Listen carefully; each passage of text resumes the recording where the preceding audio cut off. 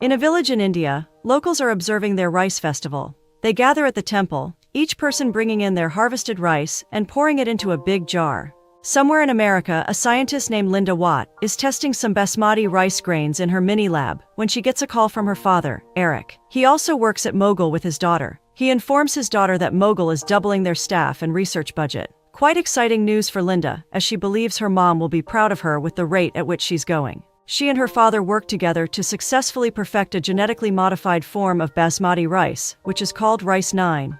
At the headquarters, some reporters come to get information on this modified rice grain and its components. Linda invites them to come to check it out on the microscope.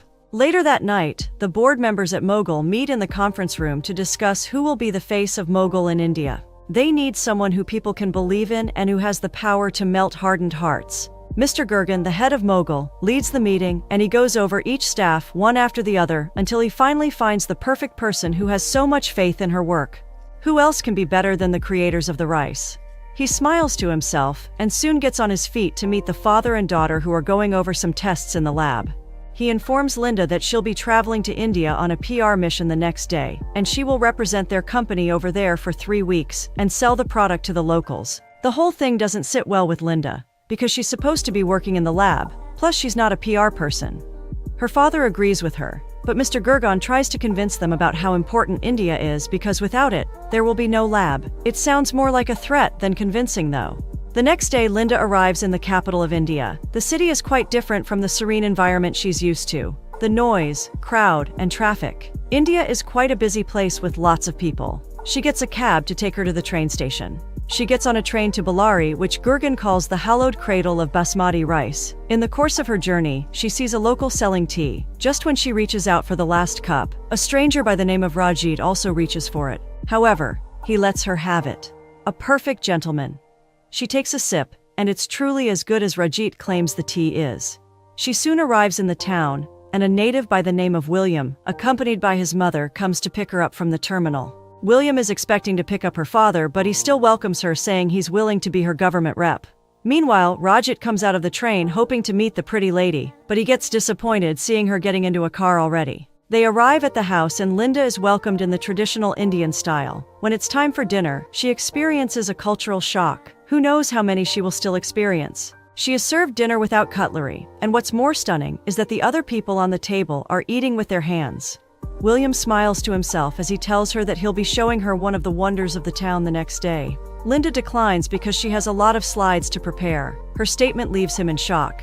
He wonders why she'll be needing slides to convince a bunch of local farmers. It soon results in an argument between his aunt, who is a farmer, and his sister, who's against the motion. Convincing local farmers with slides sounds very hilarious to them. A new day breaks, and along with it, the activities of the town resume. Rajit, an agricultural science student, returns home to continue rice farming with his family because he's unable to pay his tuition fee, despite how brilliant he is. His father comes to wake him up with a bowl of water as they need to leave early for the farm. Meanwhile, Linda wakes up to the sound of the rooster. In no time, she's on her way to the lab in Bellary. She arrives at the lab and drops some test specimens on the table when she gets a call from her father. 2 assistants in the lab accidentally open the box and her specimens shatter on the floor. Rajit is at the farm, and he's so sad that he's back to farming just because he can't pay for his tuition. He laments bitterly until he suddenly gets an idea that might just be his ticket back to college. He tells his dad that he can sell stinkweeds. He believes everyone will line up to buy it because it'll save them the cost of using expensive pesticides on their crops. He soon runs off without completing his statement. William stops by the director's office and he's tasked with the responsibility of taking Linda around for her lectures in various cities. He thanks the director, who believes Linda's coming to India is going to favor all the farmers. At the lab, Linda complains about her device, which is low on battery. She tells the driver to take her home so she can make some calls for some slides to be delivered. Unfortunately, the car breaks down and the driver has to go get some parts before they can go home. He leaves her in the vehicle parked by the roadside and walks down to where he can find the item. Linda takes out an umbrella and decides to walk down the path instead of sitting in the car until he returns. She soon runs into Rajit, who leads her into the village, claiming he's going to hunt for monkeys. Then, they come across his friend Buddy. Rajit winks at his friend to play along, and they both teach her a very weird traditional greeting that involves gently slapping the head with both palms. It's quite hilarious that Linda believes the two of them. They continue walking until Linda sees William talking to a local close by. She walks up to him and he introduces her to Shri Barshalam, the village elder from the shrine.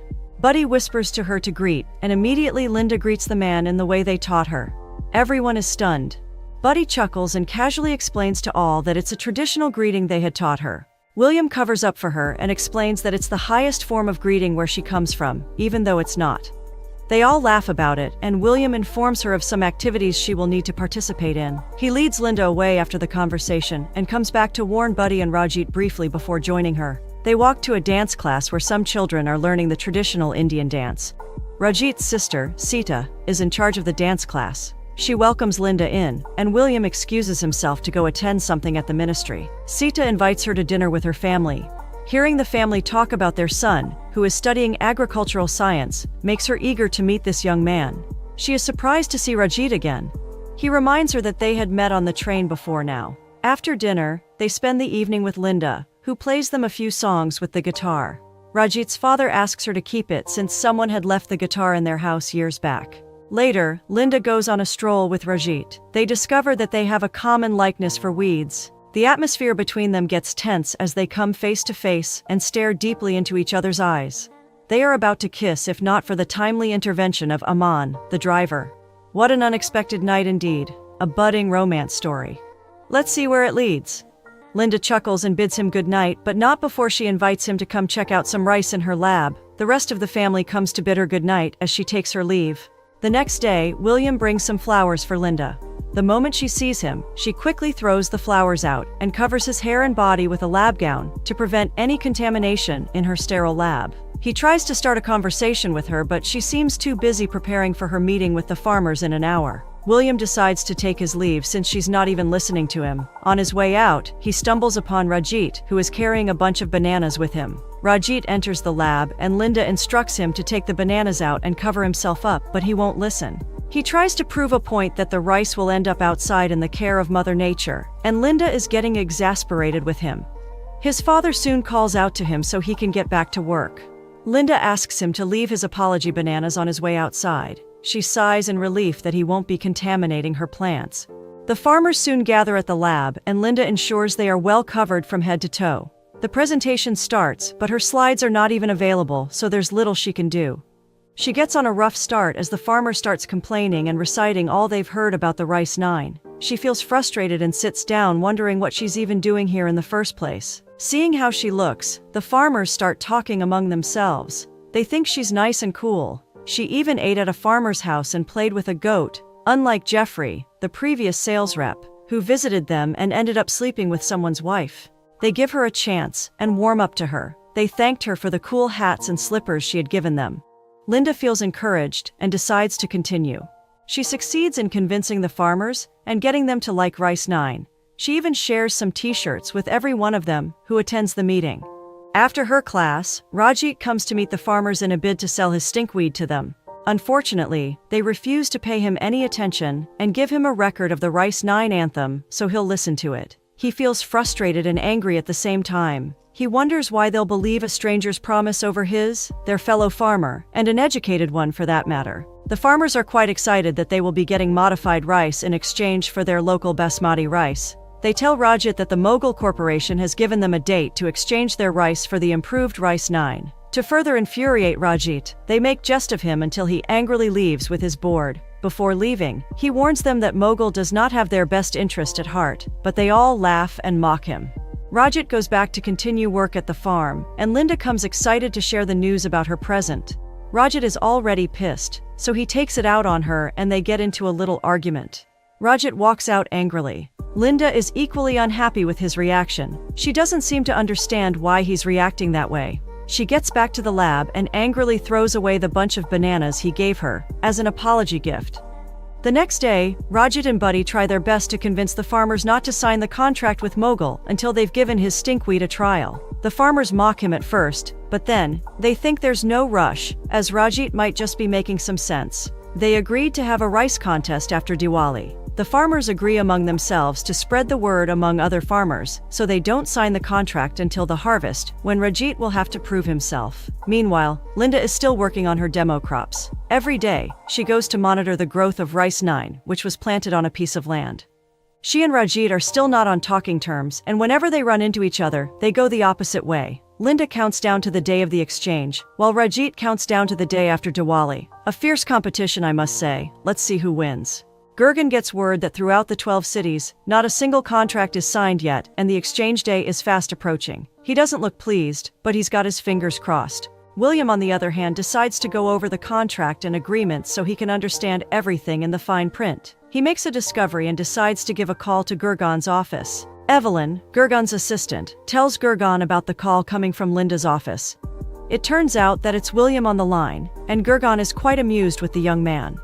He listens to the implications William discovered. From what he understands, he asks if Linda is aware that after the exchange, the farmers will be trapped by rice 9. Firstly, they will not be able to pay for the seed year after year, and then they will be forced to pay in other ways if they don't have cash. Secondly, their lands might end up being taken away. Gurgan puts his other partners on the line from all across the world. He convinces William and makes a deal with him not to tell the implications to the people. He promises the young man a place for him in New York City.